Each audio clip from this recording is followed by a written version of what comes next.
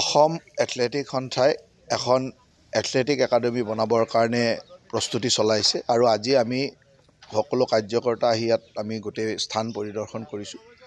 অসমত এখন যাতে খুব ভাল এথলেটিক একাডেমি হয়, কাৰণ এতিয়া যথেষ্ট সংখ্যক আমাৰ প্লেয়াৰ ওলাইছে। প্লেয়াৰসকলক যদি ভালকৈ একাডেমি এখনত ৰাখি ভাল ট্ৰেইনিং বা বাহিৰৰ কোচ আনি সুবিধাবিলাক দিব নোৱাৰোঁ, তেতিয়াহ'লে নেশ্যনেল বা ইণ্টাৰনেশ্যনেল লেভেলত কম্পিট কৰিব পৰা প্লেয়াৰ ওলোৱাটো আজিকালি কঠিন হৈ পৰিছে।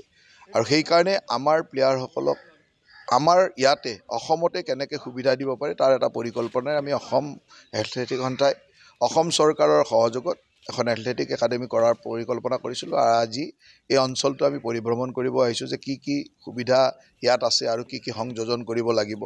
আৰু আমাৰ যিখিনি অভিজ্ঞ খেলুৱৈ বা অভিজ্ঞ ইনষ্ট্ৰাক্টৰ আছে তেওঁলোকো আহিছে, তেওঁলোকে আমাক পৰামৰ্শ দিব। আমাৰ আৰ্কিটেক্টো আহিছে, তেওঁলোকে গোটেই ডিজাইনটো বনাইছে।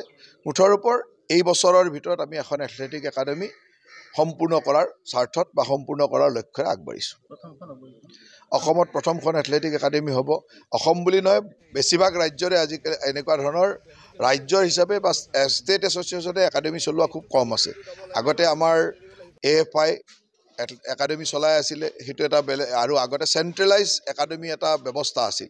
এতিয়া AFIও এটা গাইডলাইন দিছে যে প্ৰত্যেক ষ্টেটে যদি তেনেকুৱা ধৰণৰ ঠায়ে ঠায়ে একাডেমিবিলাক ডেভেলপ কৰিব পাৰে, তেতিয়া বেছি প্লেয়াৰ ওলাবলৈ সুবিধা হয়।